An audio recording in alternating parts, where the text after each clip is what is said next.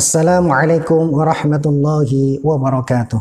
Bismillahirrahmanirrahim. Alhamdulillahirabbil alamin. Wassalatu wassalamu ala asyrafil anbiya'i wal mursalin wa ala alihi wa sahbihi ajma'in, amma ba'd.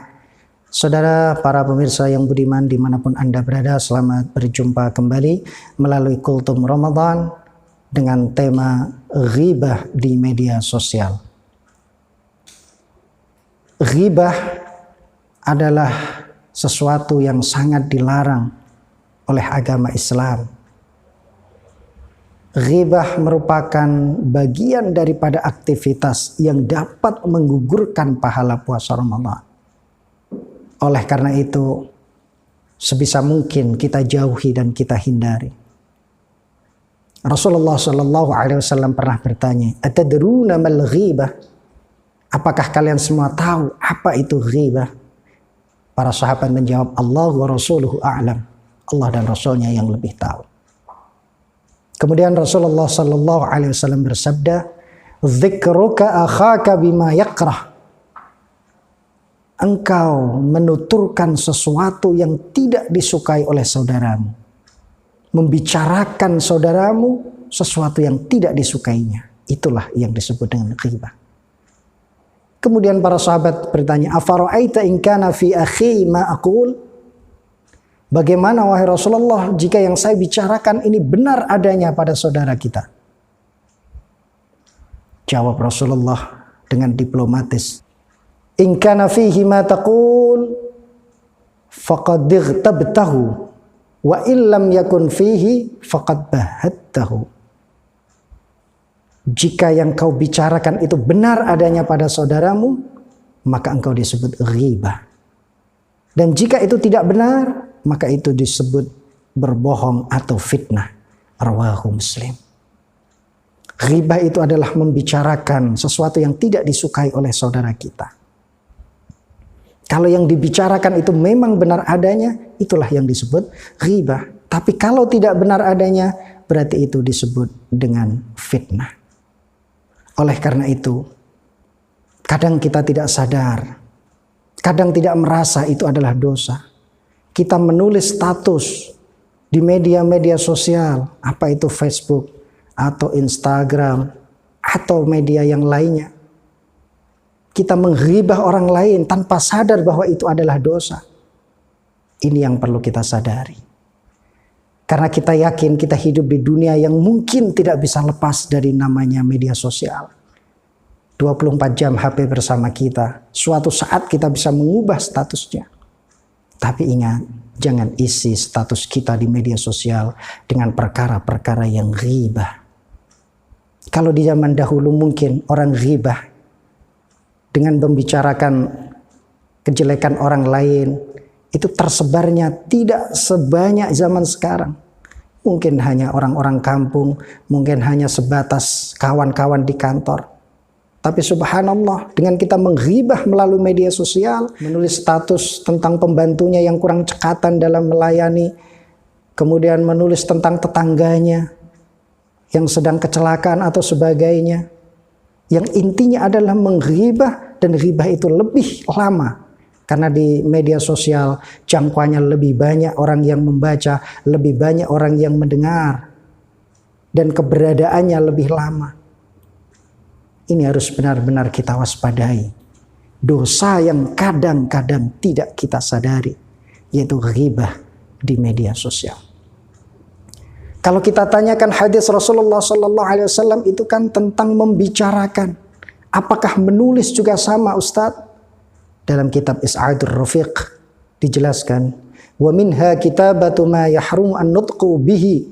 Termasuk bagian daripada maksiat adalah menulis sesuatu yang haram ketika diucapkan.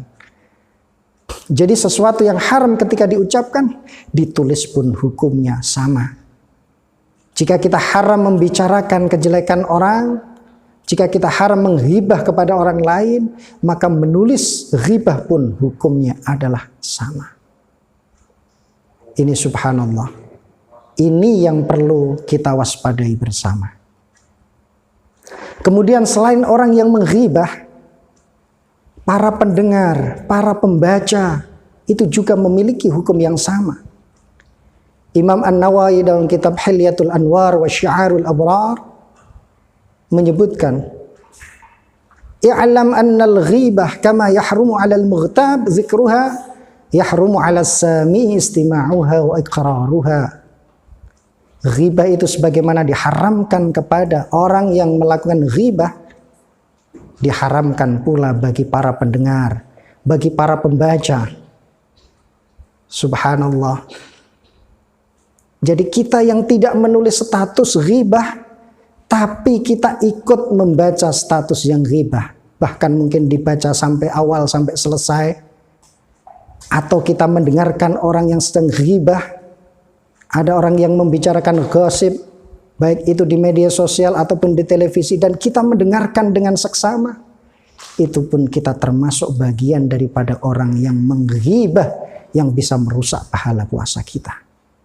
Oleh karena itu mohon di bulan Ramadan ini kita berhati-hati dengan dosa yang kadang-kadang samar. Menurut kita tidak termasuk bagian daripada dosa. Tapi ingat, itu termasuk bagian daripada ghibah. Jadi mendengar, membaca sama dengan ghibah itu sendiri dalam hal dosanya. Di zaman Rasulullah SAW, ketika ada orang yang ghibah, hukumannya langsung. Seperti pernah terjadi 2 wanita yang ghibah, disuruh langsung oleh Rasulullah memuntahkan darah dari mulutnya karena mulutnya telah melakukan ghibah. Subhanallah. Tapi di zaman sekarang saking banyaknya orang yang berghibah, Allah tidak langsung turunkan siksanya. Oleh karena itu yang perlu kita hati-hati, satu, menulis status jangan sampai dalam bentuk ghibah kepada siapapun.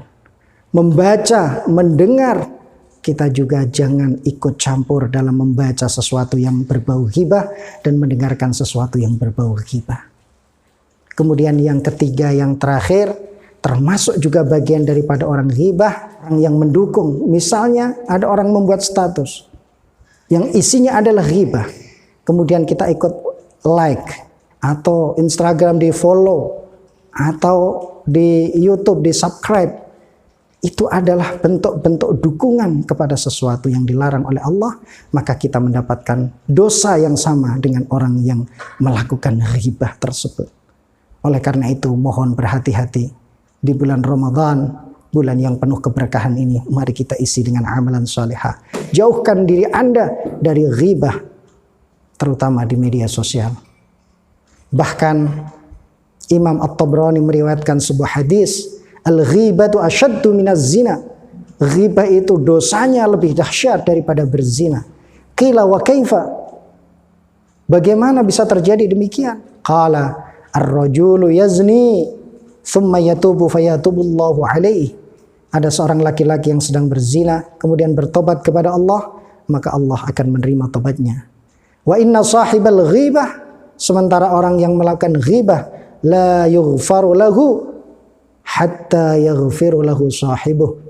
Dia tidak akan diampuni sehingga orang yang dighibai itu memaafkannya. Ini subhanallah.